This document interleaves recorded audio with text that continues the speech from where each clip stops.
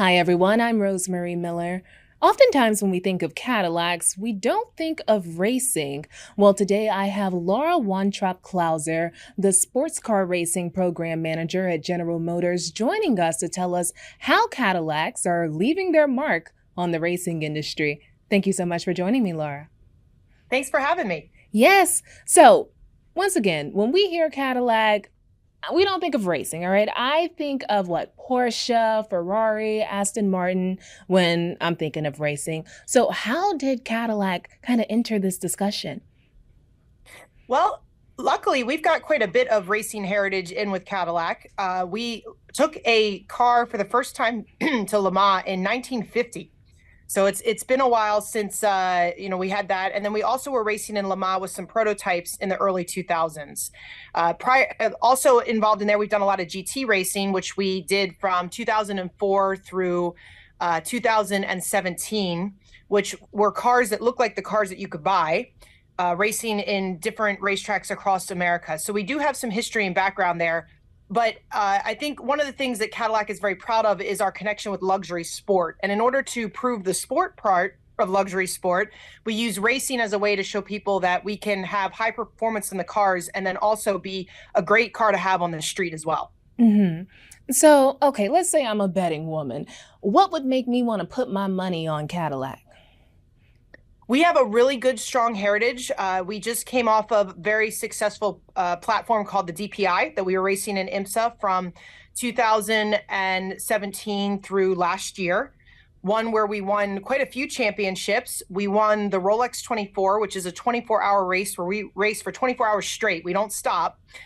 4 times in a row, we won that race, which we're really proud of. So we have a lot of great background there, and we've been building off of that program to go into the car that we're racing today, the hypercar that's going to be over at Le Mans. And we have a lot of the same people coming from one into the other. So we've proven that we can do it. And now we got to prove the world we can do it again with our new race car. Okay. So, do you think that Cadillac is kind of the brand that is breaking that stigma that European race cars are superior to American race cars? I think Cadillac for sure is doing that, but I will have to also talk about the other program that I look after, Corvette Racing. We've been taking the Corvette over to Le Mans now for over 20 years and showing the Europeans that we can race with them too. So what I'm really excited about this year at Le Mans is we're going to have 3 Cadillacs, a Corvette, and there's a special project calling the Garage 56 NASCAR going over. So that's a Chevrolet as well. There's a lot of great General Motors products going to be there and a lot of American pride coming to France as well. Really? Okay. All right. Well, Laura, let's talk about the fact that you are a woman leading this initiative. I've done some research on you, and I see that you were what? You were in mechanical engineering, automotive engineering. So you're kind of used to being a woman in a quote unquote man's world. What's it been like in this role? It's been a really cool opportunity. I love everyone that I get to work with. The good thing about racing is you have the most passionate people involved in the sport because it's a lot of long hours, a lot of hard work. Your weekends are gone basically when you get into racing because that's when we put on our shows during the weekends. So you know that you're with people that want to be there. And that is so exciting to have everyone around you. We might not always agree on how to get there, but we all know what we want. We want to win. We want to be successful. We want to have the best possible race car out there. And that is exciting and inspiring. Being a woman, I think, has been cool because I get an opportunity to connect with everybody personally, which is something that I think is just a strength of mine and probably helps that, being grown up in the female world. But also, it also has not really been that much of a thing for me and my ability to connect with others and do well at my job, Mhm. which has been really exciting. I'm very proud to say that I don't think it's really changed much of my experience.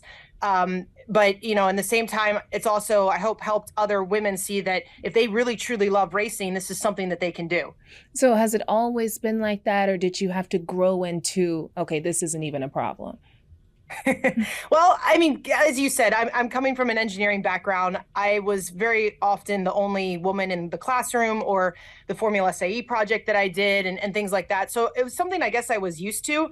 I also am the traditional tomboy, grew up on a farm, really loved that kind of stuff, working with my dad and different construction projects and stuff. So it's just been where my interests have lied. And thankfully have always had really good friends, both men and women, but a lot of really good male friends. So it never felt weird or awkward to me. It just felt like I was doing what I loved. So, what advice do you have for women who are leading probably majority male teams? I think it's stay true to who you are. Often we try to mold ourselves into something else to fit whatever we think we need to be, whether that's getting more aggressive, getting less aggressive, or just trying to pretend to be someone you're not. And every time I've done that, it's been a pretty bad failure. So when I stop worrying about being someone else and just be me and, rely on my passions and my excitement and my hard work ethic and all of that, I've been successful. So try to drown out the noise telling you what you should be and just be you. Yeah. So switching gears a little bit, what do you think that thing about you, like the fact that you're a woman, brought to General Motors that you really haven't seen before? Well, I think from the GM side of it, we're really lucky that it's a very inclusive company. So we have a lot of great women engineers and all the different jobs that we have across the company, and we have women in leadership positions. Our CEO is a woman, which is super exciting. So I haven't really felt like in any of the jobs that I've had prior to racing and even during racing that I'm that different for being a woman and being a part of GM. But I guess for me, it's just, my background and the skill set that I've acquired through Formula SAE and some of the things I've done as extracurriculars over the years has really set me up well to be a great program manager in racing. I like to think I come with a lot of empathy, a lot of loyalty and passion for everyone that I deal with. The group that reports to me, especially the GM engineers that work for the racing department, are, I feel very proud and excited to be their leader and be a part of this. So just keeping that in mind, respecting everyone I work with and pushing all of us to our best has just been kind of how I was brought up and what I'd like to bring to the role. And I think that's something that's really helped us a lot. All right. And Laura, what are you expecting at Le Mans in France?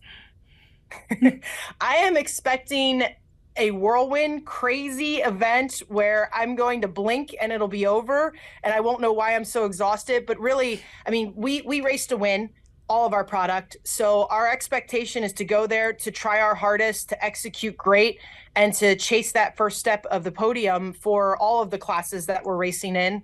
And that's what we, hope to come out on the end with. But I know either way, it's going to be a moment to push ourselves to our absolute max and see what happens. All right.